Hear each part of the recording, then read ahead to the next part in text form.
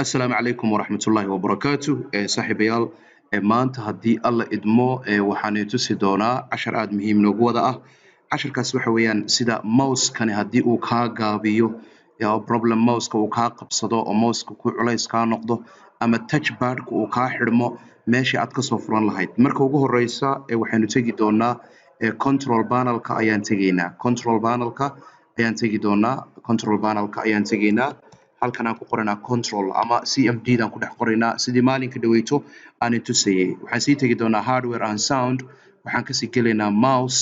halka mouse ay ku taalaan ka gelaynaa marka aan idinku soo celiyo hal mar marka halka soo gashaan oo control panel-ka gudihiisa ku jirtaan waxaa sii gelaysaan meesha ay ku taalo waxa la yiraahdo hardware and sound ama hardware kaliya waxaa kasii dooranaysaan mouse marka mouse ka doorataan touchpad-ku hadduu kaa xidhmo barteere mouse-ka la salaaxo laptop-ka hadday kaa xidhmato touchpad-ka haddeer hadda disable waka enabled way haddeer disable haddaynu dhahno touchpad-kaygu hadda ma shaqaynayo mouse-kii bannaanka hadda shaqaynaya waka wuxuu ku saaray touchpad-ka oo la xidhay enable ayaa leedahay soo saaraya touchpad-ka oo la furay waka touchpad-ka oo gacanta yar oo inka sawirka ka arka halkaasaa laga xidhaa touchpad-ka oo laga furaa waxaa kaloo jirta batanada mouse-ka haddii mouse-ku uu dhinaca kaa aado bidix oo clicti iyo right clicti iskaga kaa khaldamaan switch baa halkaa saaran ama switchtaasaad marka ka qaadaysaa waxaa kaloo jira isna button la yidhaahdo marka hadhow halkan aad uga taxadara labadii button way isbedelayaan waxaa kaloo jirta button-kani faa'iidadu leeyahay dadka bidixlayaasha u fiican yahay oo u kala bedelayaa haddii left handed iyo right handed ay kugu qoran tahayna kala bedel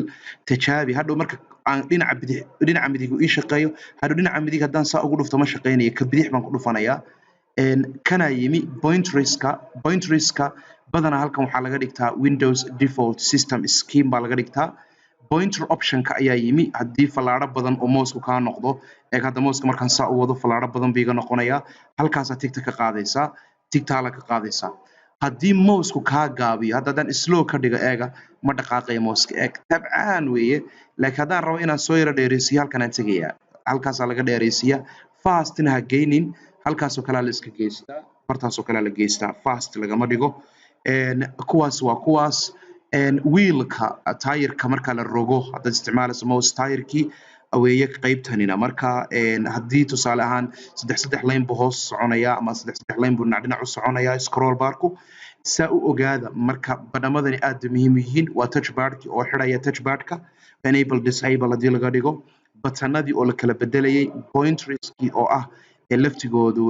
buttoniska waa kuwan buttoniska hoostooda waxaa ku jira marka la furayo folderadoo kale la furayo haddii laga dhigo slow folderka hadhow markaa ku dul dhufato ayar buu furmaya laakiin fast meelahaasaa laga dhigaa oo xagga fastiga u dhow kaasoo kalea laga dhigaa waxaad kaloo samayn kartaa waxa la yidhaahdo qaybtaas pointerska oo kale aynu tegaynaa pointerskana waa kuwaan hadda idin tilmaamay kuwan laftoodana waa aniga idin tusay wheelkiina waka iyo hardwarekii so badhamadaasaan rabay saaxiibayaal inaan maanta idinla wadaago haddaad rabtaan kana wakaas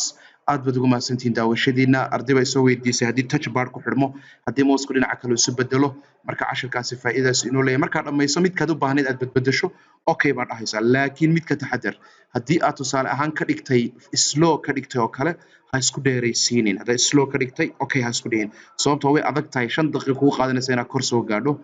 touchpad-kiina waka isna faa'iidaasu leeyahay haddii touchpad-ka ku dabaqdo labadan weydo restore default iska dheh sidii hore kuga celinaya marka daaqadaas aad bay muhiim u tahay waad ku mahadsantihiin daawashadiina wasalaamu calaykum